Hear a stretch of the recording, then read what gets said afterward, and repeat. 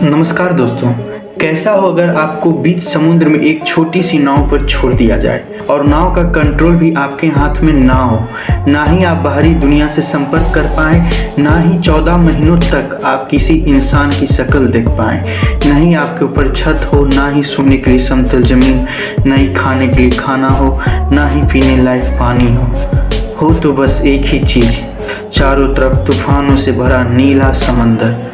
क्या आप जी पाओगे इस कंडीशन में?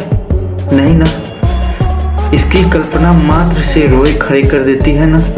कोई कैसे सरवाइव कर पाएगा ऐसे विषम परिस्थितियों में। इस वीडियो में मैं आज आपको एक व्यक्ति के बारे में बताने जा रहा हूँ जो अनजाने में पैसिफिक ओशियन में खो गया था और उसके ना चाहते हुए भी ऐसी परिस्थितियों का सामना करना पड़ा था उसे। आज मैं आपको बताने जा रहा हूँ जो सल्वाडोर एल्वेरंगा की कहानी के बारे में। क्या आप जानते हैं कि पृथ्वी पर भूमि की जितनी भी ज़मीन है सभी को अगर मिला दिया जाए तो उससे भी 3 गुना ज़्यादा बड़ा है पैसिफिक ओशियन। अगर पैसिफिक ओशियन में कोई खो जाता है तो इस बात की बहुत कम चांस है कि उसे ढूंढा जा सकता है।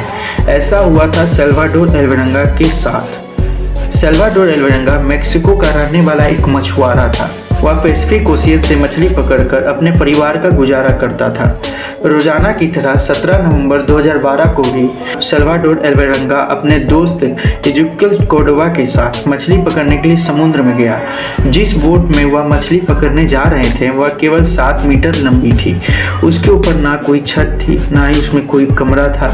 उस बोट में छोटा सा आइस बॉक्स था जिसमें वह मछली पकड़ कर रखते थे और बोट को चलाने के लिए छोटी सी मोटर लगी हुई थी। वह दोनों मछुआरे पहले ही जानते थे कि समुद्र में तूफान आने वाला है, लेकिन मछली पकड़कर ज़्यादा रुपए कमाने के लालच में फिर भी वह समुद्र में उतरे।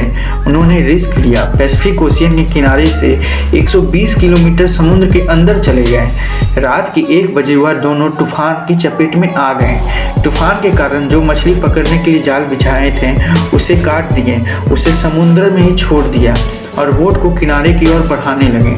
6 घंटे तक बोट को लगातार किनारे की ओर बढ़ाएं और वह किनारे से महज 24 किलोमीटर दूर थे और उन्हें जमीन पर मौजूद पहाड़ों की शिखर दिखाई दे रहे थे। लेकिन तभी बोट को चलाने वाली मोटर खराब हो गई। लेकिन बोट में लगा रेडियो अभी भी काम कर रहा था। उन्होंने रेडियो की सहायता से अपनी लोकेशन बॉस को बताई। बॉस ने कहा लेने मैं आ रहा हूँ, लेकिन उनकी रेडियो की बैटरी डाउन हो गई और रेडियो भी ऑफ हो गया। सोचो कि उस समय वह लोग कितने फ्रस्ट्रेट हुए होंगे कि वह बोट को कहीं ले जा भी नहीं सकते और उनकी बाहरी दुनिया से भी संपर्क टूट गया है। जमीन नज़दीक थी, उन्हें क्षितिज में खड़े पहाड़ नजर आ रहे थे, लेकिन विपरीत दिशा में चल रही हवा उनकी बोट को किनारे से दूर बहाने लगी और किनारे में दिख रहे पहाड़ धीरे धीरे गायब होने लगे और उनकी बोट गहरे समुद्र की ओर बढ़ने लगी। उनके बॉस ने उन्हें ढूंढने के लिए सर्च टीम भेजी और उन लोगों ने 4 दिनों तक उन दोनों को खोजने के लिए बहुत प्रयास किए, लेकिन वह कहीं नहीं मिले। हार मानकर उनके बॉस ने उन्हें ढूंढना बंद कर दिया। 5 दिनों में हवा का बहाव उन्हें किनारे से 450 किलोमीटर बहा ले गए। उन दोनों के चारों तरफ सिर्फ समुद्र ही समुद्र था। इतने बड़ी समुद्र में उनकी बोट बहुत ही छोटी थी जो आसमान से ढूंढ पाना संभव नहीं था। उनके पास ना कोई फ्लेयर गन थी, ना ही कोई ऐसी डिवाइस थी जिससे सिग्नल भेजकर वह किसी से मदद मांग सके। ऐसे सिचुएशन में उनका भोजन था मछलियाँ, समुद्री कछुए और समुद्री पक्षी। उन्हें समुद्र में बहते हुए प्लास्टिक की बोतल मिली जिसे वह इकट्ठा कर लिए और जब भी बारिश होता तो बोतल में पानी को स्टोर करते और वही पानी को वह पीते। लेकिन अगर बारिश नहीं होती तो कछुए का ब्लड पीकर और खुद का यूरिन भी पीकर उन्हें अपनी प्यास बुझानी पड़ती थी। सोच कर देखो दोस्तों, उस समय उन दोनों को कैसा लग रहा होगा। दिन प्रतिदिन गुजर रहे हैं और वह दोनों एक छोटे से बॉक्स में हैं और वह अपना समय काटने के लिए मछलियाँ पकड़ते हैं, एक दूसरे से बात करते हैं, रोते हैं, हंसते हैं और अपने घर वालों को याद करते हैं और उम्मीद करते हैं कि शायद उन्हें कोई खोज ले। ऐसे ही 4 महीने गुजर गए, लेकिन अभी तक उन्हें किसी भी ने नहीं खोजा। 4 महीने बाद साल्वाडोर एल्वेरंगा के दोस्त को एज़ेक्विएल कोर्डोबा ने जीने की आस छोड़ दी और इस वजह से उसने खाना पीना भी बंद कर दिया और परिणाम स्वरूप उसका शरीर कमज़ोर होता गया। कोर्डोबा इतना कमज़ोर हो गया कि उसकी जीवन लीला ही समाप्त हो गई। यह सोचकर रोए खड़े हो जाते हैं कि उस समय क्या बीती होगी एल्वेरंगा पर। उसका इकलौता साथी भी साथ छोड़कर जा चुका था। अब विशाल पैसिफिक ओशियन में एल्वेरंगा अकेला था। अपने दोस्त की मृत्यु के 4 दिन बाद एल्वेरंगा ने भी जीने की आस खो दी और उसने सुसाइड करने की सोची, लेकिन एल्वेरंगा का फेथ उसे ऐसा करने की इजाज़त नहीं दे रहा था।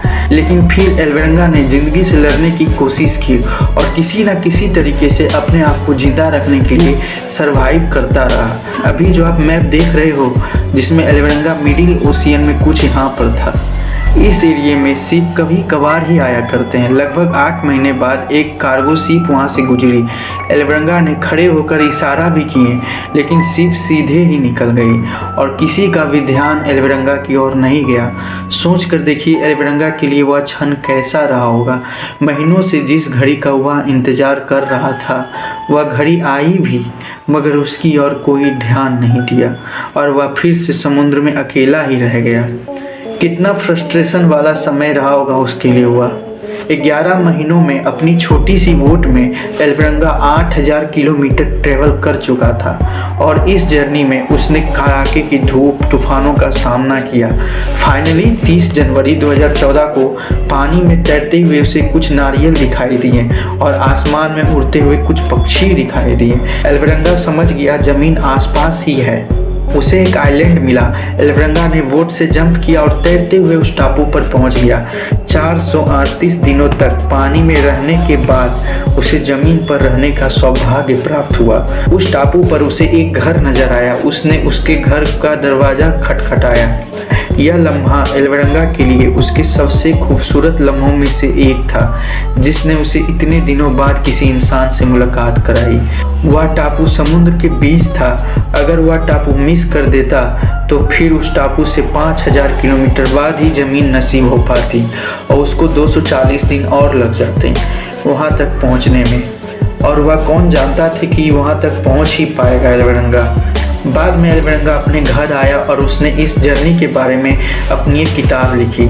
जाने अनजाने में एल्वेरंगा ने समुद्र में 438 दिन रहने का एक ऐसा वर्ल्ड रिकॉर्ड बना दिया जिसे कोई भी इंसान तोड़ना नहीं चाहेगा।